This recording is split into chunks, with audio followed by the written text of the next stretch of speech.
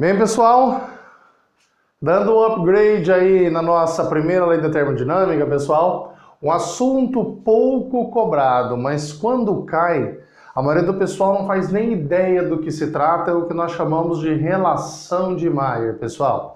Dentro da relação de Mayer, nós podemos ter uma relação um pouquinho melhor do compreendimento, pessoal, do expoente de Poisson, que aparece em transformações adiabáticas. Então, antes da gente trabalhar transformações diabáticas, eu preciso mostrar para vocês a relação de Mayer. Na nossa aula anterior, eu coloquei aqui que quantidade de calor pode ser expresso a pressão constante com N, número de mols, um C maiúsculo e um P subscrito, o que nós chamamos de calor molar a pressão constante, vezes a variação de temperatura. A mesma coisa, eu posso vir a escrever a quantidade de calor a volume constante, pessoal, que é o número de mols, calor molar a volume constante, por isso V subscrito, e variação de temperatura. Mas da onde saiu esse calor molar e qual é a relação que aplica nele, pessoal? É a relação que nós podemos ter nesse gráfico aqui, ó. Uma transformação que nós podemos fazer por dois caminhos. Eu tenho aqui dois ramos de hipérbole equilátero, T1 e T2. T1, uma hipérbole, pessoal, uma transformação isotérmica. T2, a mesma coisa. Porém, quanto mais distante estiver dos eixos esta curva, esse ramo de hipérbole equilátero, maior vai ser a sua temperatura. Então, para esta situação, é lógico que a curva T2 está mais afastada que T1, então a temperatura da isoterma T2 é maior que a temperatura da isoterma T1. Eu tenho dois caminhos para ir de T1 a T2, pessoal. Vamos primeiro olhar o caminho de A para B. Esse caminho que eu fiz uma linha reta aqui crescente. Que transformação se refere àquela reta de A para B, pessoal? Olha para o gráfico. Qual transformação que pressão e volume dá uma linha reta, pessoal? A isocórica. Na transformação de A para B, o volume não muda. Onde o volume não mudava, pessoal, lembra que nós não tínhamos trabalho. Então vamos fazer a transformação aqui de A para B, que é uma transformação isocórica, ou também chamada isovolumétrica ou isométrica, né? Nós vimos que a primeira lei da termodinâmica nessa transformação, onde não tem trabalho, era que ΔU era igual à quantidade de calor. Mas que quantidade de calor que é essa? É a quantidade de calor a volume constante. É a quantidade de calor a volume constante. A isocórica não muda o volume, permanece constante, então o V subscrito. Mas qual que era a expressão que dava a quantidade de calor para a gente, pessoal? Quantidade de calor a volume constante era a massa vezes o calor específico, que eu vou colocar volume constante, variação de temperatura. A equação que dava a quantidade de calor, pessoal, o que macete, não é? Variou a temperatura de um gás, então quantidade de calor sensível. Mas massa de um gás, ponto e vírgula, pode vir a ser representado como, gente? Número de mols, massa do gás dividido pela massa molar. Vou colocar o M minúsculo, né? O M minúsculo de massa do gás pela massa molar. Logo, se eu isolar a massa para substituir aqui, ó, ficamos que isso aqui nada mais é do que o número de mols vezes a massa molar. Então eu vou atribuir a isso aqui. Quantidade de calor a volume constante, no lugar da massa, número de mols, massa molar, calor específico a volume constante, variação de temperatura. A esta multiplicação, a esse produto, pessoal, massa molar vezes calor específico a volume constante, nós chamamos de calor molar. Então, esse N, isso daqui, pessoal, é o calor molar, um V, um C maiúsculo, variação de temperatura. Muito cuidado, o calor molar a volume constante é a massa molar vezes o calor específico a volume constante. Isso é o que nós chamamos de calor molar. Calor molar, lógico, né, gente? A volume constante.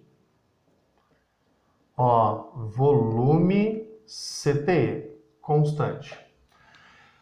Então, para transformação isocórica, ΔU é igual à quantidade de calor a volume constante, que eu posso colocar também número de mols, calor molar a volume constante e variação de temperatura.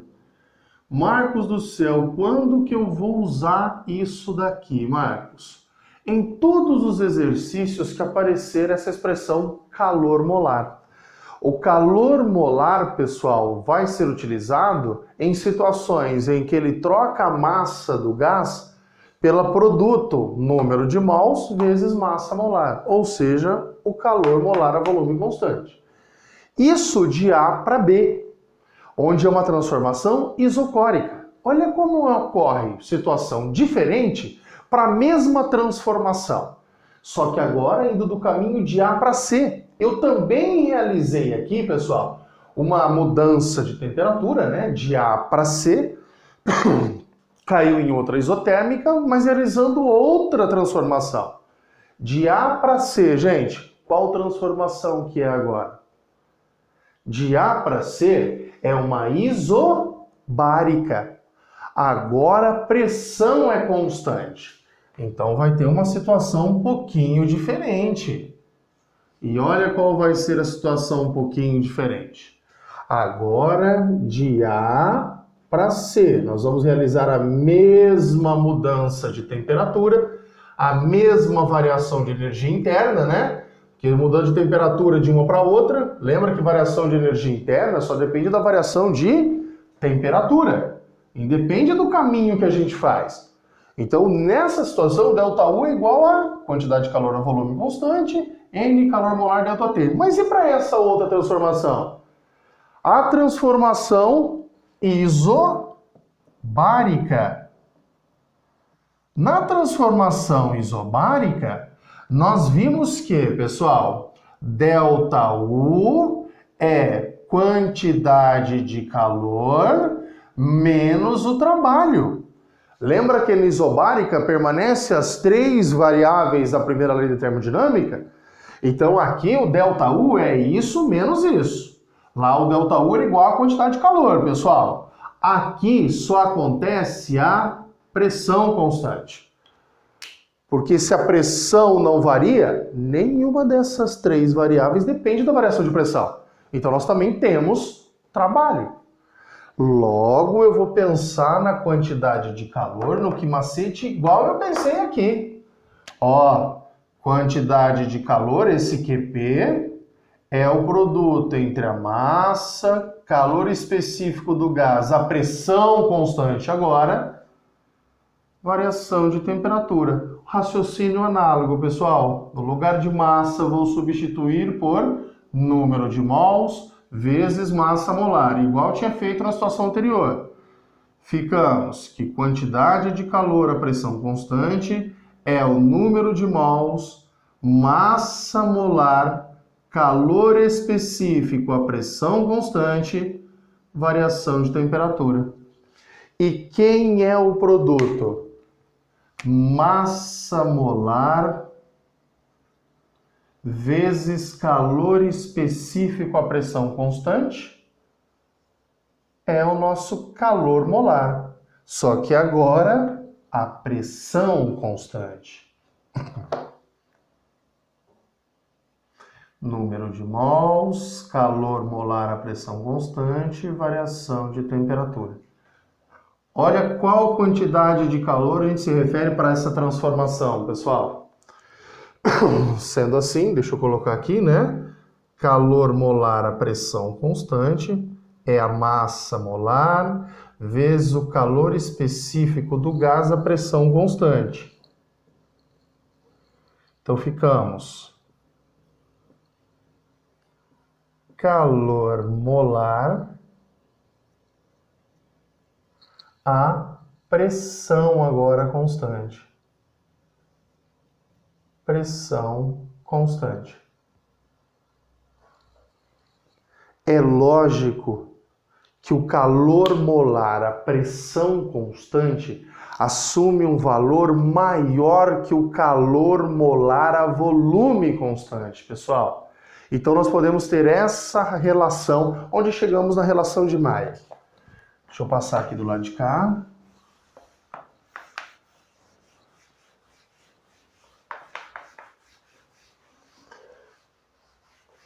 Olha como que fica o raciocínio final aqui.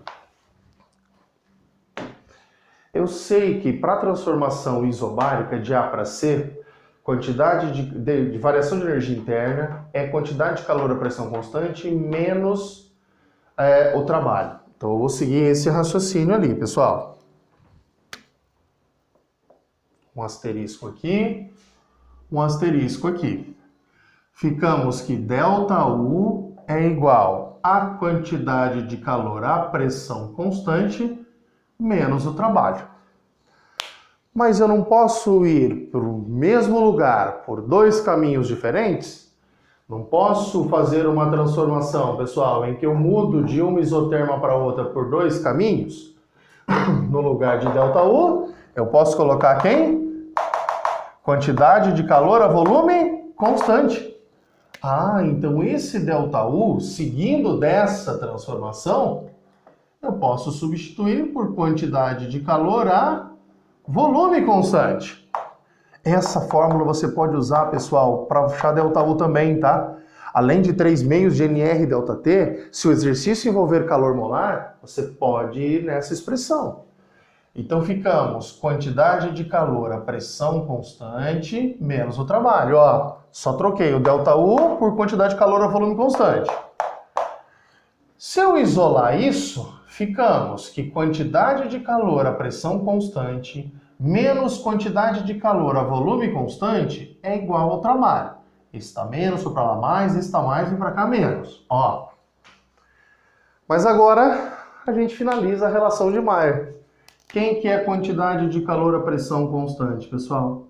Quem que é a quantidade de calor a volume constante?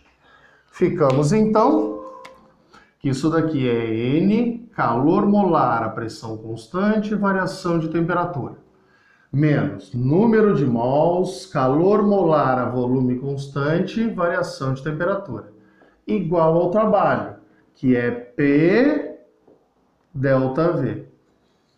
PV, né? Então ficamos que N, ΔT, vou colocar em evidências, pessoal, é calor molar a pressão constante menos calor molar a volume constante. Da equação de Clapeyron, pessoal, PV igual a NR ΔT. Olha que lindo, pessoal. N ΔT, N ΔT. Essa, então, é a relação de Mayer. É daqui que saiu a constante universal dos gases, pessoal. O R. Esta, então, é a tal da relação de Mayer.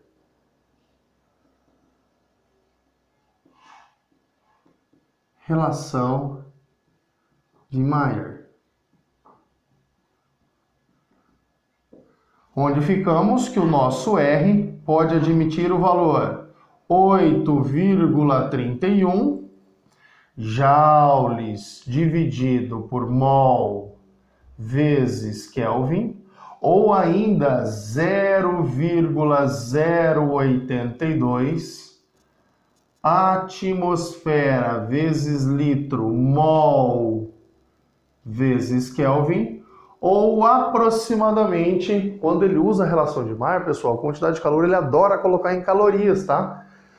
pode ser, então, aproximadamente 2 calorias dividida por mol vezes Kelvin.